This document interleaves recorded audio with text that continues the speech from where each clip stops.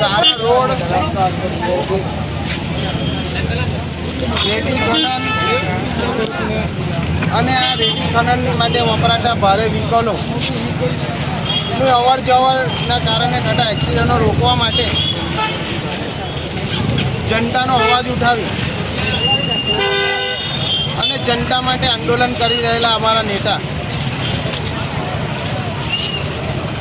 Blast થાય અને એમને જાણકારી લઈને તાત્કાલિક કંપનીમાં એ વ્યક્તિ અમને ઓળખે જ નથી ઓળખતો એ જાણ્યા વગર એની મદદ પર ઊભા રહેવા અમારા જનનાયક ચૈતરભાઈ આવા જનતાને રિલેટેડ કામ કરતા હતા છતાં એમની પર 2 FIR કરવામાં આવે છે. કાર્યક્રમોના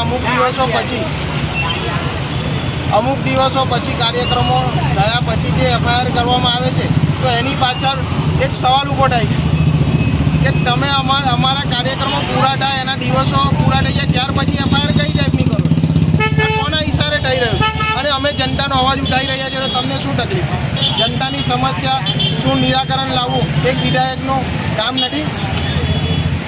આજે એ જ બાબતે FIRના એની પર એ જ્યારે પોલીસ સ્ટેશન હાજર થવા જઈ રહ્યા હતા ત્યારે અમને એરિયા પર એમના ઘરેથી નજરકેદ કરવામાં આવ્યા, ડિટેન કરી પોલીસ સ્ટેશનમાં લાવવામાં આવ્યા અને એ સામે ચાલીને આવીને પોલીસને સરેન્ડર થવા માગે છે.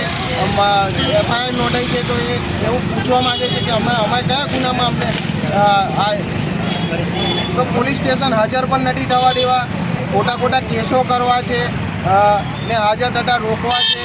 તો આ તમે શું કરી રહ્યા છે અને કોના ઈશારે થઈ રહ્યું છે એ બધું અમારે જનતાને પૂછવું છે. અને જનતાને સવાલ છે કે જાણો કે આ કઈ રીતના થયેલું છે. અમે લોકોનો અવાજ ઉઠાવે છે, ખોટું કરી રહ્યા છે. અમારા વિધાયક અમારા જનનાયક ચૈતરભાઈને જ્યારે જનતાનો અવાજ ઉઠાવી રહ્યા હતા તો એમની પર ખોટી FIRઓ કરી અને એમને હેરાન કરવામાં આવી રહ્યું છે, એમનું મનોબળ તોડવામાં આવી રહ્યું છે. અને એ FIRની સામે જ્યારે પોલીસ સ્ટેશનમાં હાજર થવા જઈ રહ્યા છે તો એમને કેમ રોકવામાં આવી રહ્યા છે?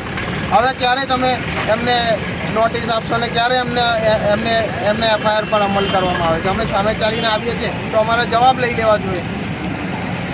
જનતાએ સમજવાનું છે આ બધું કોના ઈશારે થઈ રહ્યું છે, તંત્ર કોના ઈશારે કામ કરી રહ્યું છે. અમે હંમેશા ચૈતરભાઈની સાથે હતા છે ને રહેવાના છે.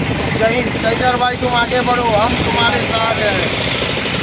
વૈષ્ણવજન તો તેને કહીએ જે પીડ પરાઈ જાના.